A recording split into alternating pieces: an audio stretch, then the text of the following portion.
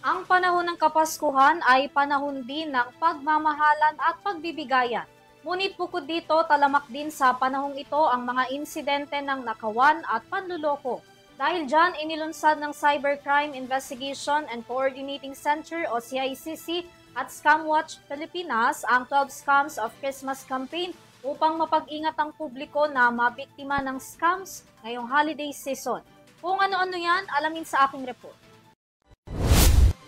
Naglunsad ang Cybercrime Investigation and Coordinating Center o CICC at Scamwatch Pilipinas ng 12 Scams of Christmas na layong paalalahanan ng publiko sa iba't ibang paraan na ginagamit ng mga taong mapagsamantala para makapanloko ngayong holiday season. Nangunguna sa mga ito ang online shopping scam ngayong kaliwat kanan ng sale sa mga online platform. Ngunit babala ng CICC, marami ang gumagamit ng fake shopping URL, accounts, promo at fake sellers. Kabilang din sa mga cyber fraud na ginagamit ng mga scammers ang fake delivery, call scam at task job scam. Pinakamarami naman daw ang nabibiktima sa investment scam at love scam. Habang ang impersonation scam naman ay kadalasang hinahack ang messenger ng taong nabibiktima nila para makakuha ng pera sa kakilala mismo ng biktima. Kasama din sa 12 cyber fraud ang loan scam, travel scam, charity scam, middleman scam at online gambling scam.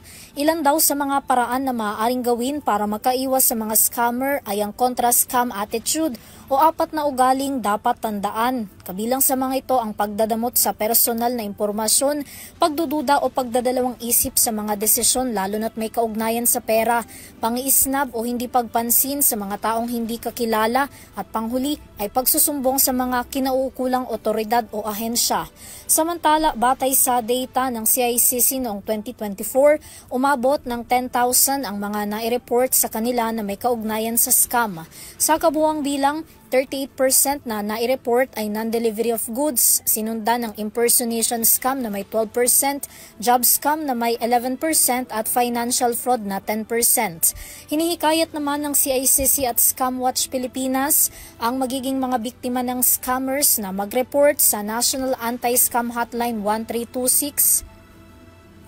Para sa EuroTV News, Vanessa Cleofas sumasaludo sa bawat Pilipino.